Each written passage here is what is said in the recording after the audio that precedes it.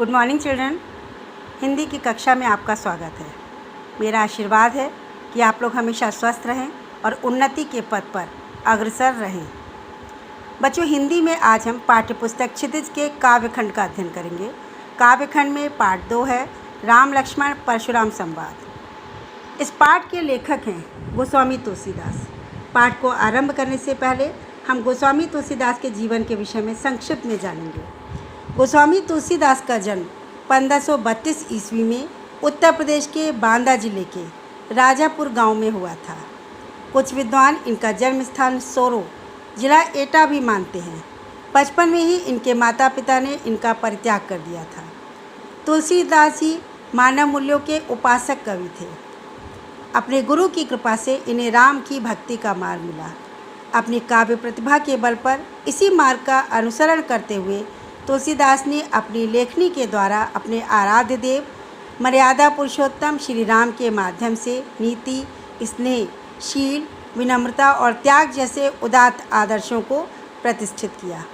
राम भक्ति पर आधारित रामचरितमानस इनकी सर्वश्रेष्ठ रचना है। अवधी भाषा के साथ साथ ब्रज भाषा पर भी इनका समान अधिकार था। 1623 ईस्वी में काशी में प्रभु राम के इस अनन्य भक्त का देहावसान हो गया।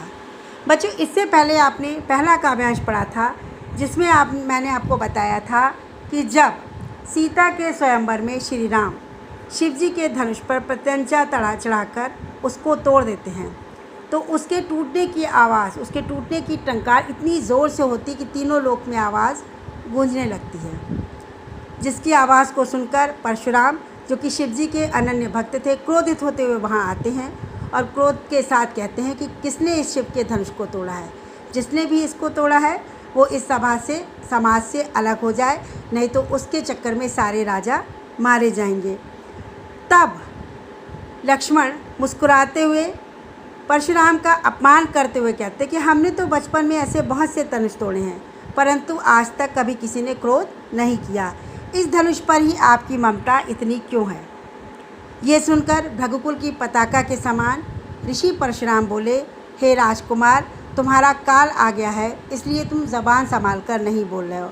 जिस शिवजी के धनुष को सारा संसार जानता है उसको तुम बचपन में तोड़े गए धनुष कह रहे हो। इसके आगे का अध्ययन यानी दूसरा काव्यांश हम आज पढ़ेंगे।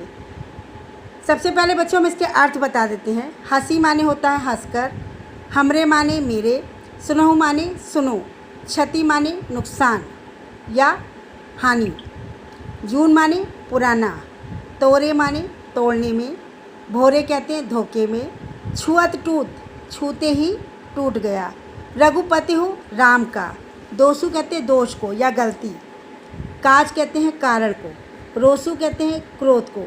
चिता का अर्थ होता है बच्चों देखकर, परसु माने फरसा, सट कहते हैं दुष्ट को, सुने ही सुना है, स्वभाव कहते हैं स्वभाव को, बधव कहते हैं वध करता हूँ, तो ही कहते हैं तुझे, विश्व विदित दुनिया में प्रसिद्ध, भुजबल भुजाओं के बल पर।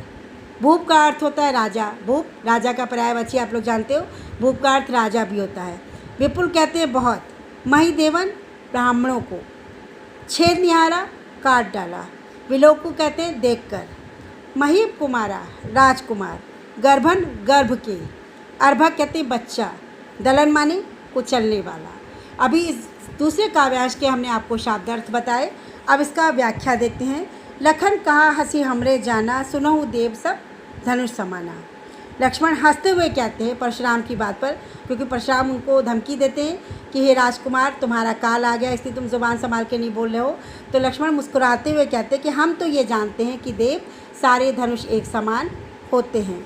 का क्षति लाभ जून धन तोड़े, पुराने धनुष के टूटने से क्या लाभ और क्या नुकसान। देखा राम नयन के भोरे, राम ने तो इसको केवल छुआ था, ये उनके छूते ही टूट गया है, इसलिए इनका कोई दोष नहीं है। लक्ष्मण श्री राम की ओर देख के बोले कि इस पुराने धनुष के टूटने से क्या लाभ क्या हानि, ये मेरी बात समझ में नहीं आई।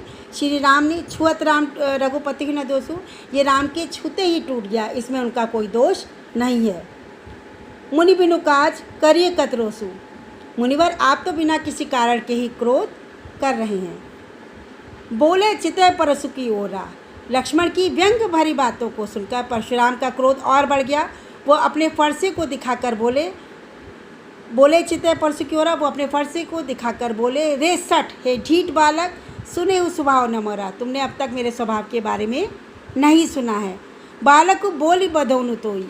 मैं केवल बालक जानकर तुम्हारा वध नहीं कर रहा हूँ। मतलब मैं तुझे बालक समझकर नहीं मार रहा हूँ। केवल मुनि जड़ जाने ही मोही। केवल मुनि लोग ही मेरे स्वभाव को जानते हैं। क्या तू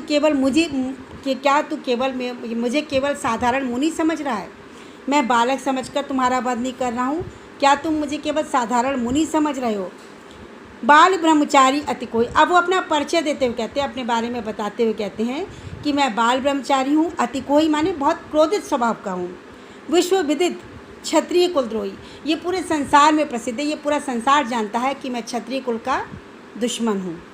भुजबल भूमि भूप विनुकिनी। मैंने अपनी भुजाओं के बल पर अनेक बार इस धरती को राजा से हीन कर दिया है, या मैंने अपनी भुजाओं के बल पर पृथ्वी को कई बार राजाओं से रहित कर दिया है। विपुल बार मही देवन दीनी, और कई बार उस धरती को ब्राह्मणों को दान में दे दी है। सहस्त्रबाहु भुज छेद निहारा। मैंने सहस्त्रबाहु को अपनी बाहों से, अपने हाथों से काट डाला था। परसु विलोक मही कुमारा। वो राजकुमार की ओर अपना फरसा दिखाते हुए कहते हैं कि मेरे फरसे को देख, मैंने इससे सहस्त्रबाहु को अपने बाहु से, भुजाओं से काट डाला था। मातु पिता ही जन सोच बस, कर से महीस किशोर।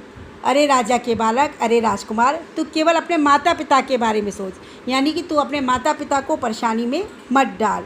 गर्भन के अर्भक दलन, परसु मोर अति घोर। मेरा फरसा इतना भयंकर है, मेरा फरसा इतना भयानक है कि गर्भ में ही बच्चे को मार डालता है, अर्थात ये गर्भ में पल रहे बच्चों का भी नाश कर देता है। वो लक्ष्मण की ओर अपना फरसा दिखाकर उसको धमकी भरे स्वर में कहते हैं। बच्चों, आज आपका पाठ यहीं समाप्त होता है। अगले अंक में हम इसके आगे का भाग पढ़ेंगे।